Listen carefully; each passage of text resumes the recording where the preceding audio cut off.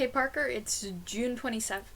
June 22nd. So as you can see, first off, blue hair. Second off, it's our 4th week in the month of weeks, and the theme for this week is science. For my first week, I chose art, and now we're gonna do like the opposite and do science. Now, quick reference, most science and I don't mix very well. I typically like more psychology and social sciences, which is what my first thing is going to be about.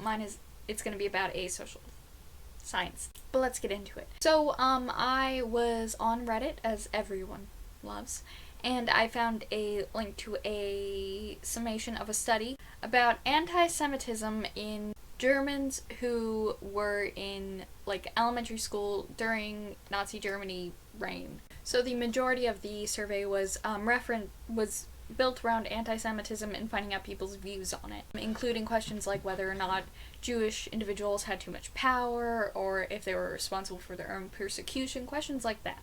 Now, the overall mean rate was about 4% in Germany, but that definitely fluctuated depending on where they were and the age. For example, Germans born in the 70s and 80s had like 2 or 3%, I think, and Germans born in the 20s had about 6% levels of anti-Semitism. 6% rate of anti-Semitism. However, even more interesting, Germans born in the 30s had the highest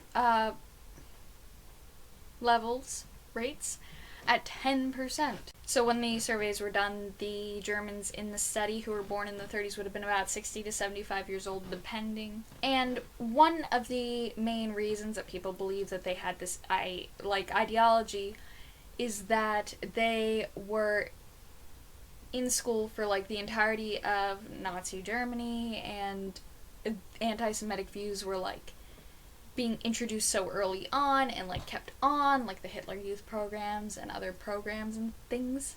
And now I just find this very interesting because its implications on like what we're exposed to as young children, and if we're consistently exposed to it, really does shape how we view things. It makes me wonder about the implications of students going to religious private schools and being in radical religious households as well as radical liberal households, just like the differences in how they may turn up. Because, for example, in this study, it shows that what you learn as a child does kind of carry with you for quite a bit. Now, of course, when I read this, I was kind of like, yeah, that makes sense, but again, that's kind of like an example of hindsight bias, which I'm horrible at. Everything I read, I'm like, yeah, that makes sense, and I never would have thought it if I hadn't read the story. Now, of course, this is not a perfect study, as there's like no way to tell like exactly how much Nazi propaganda these individuals were exposed to, but it's interesting to see what we think is the cause and what we think is the effect, and yeah.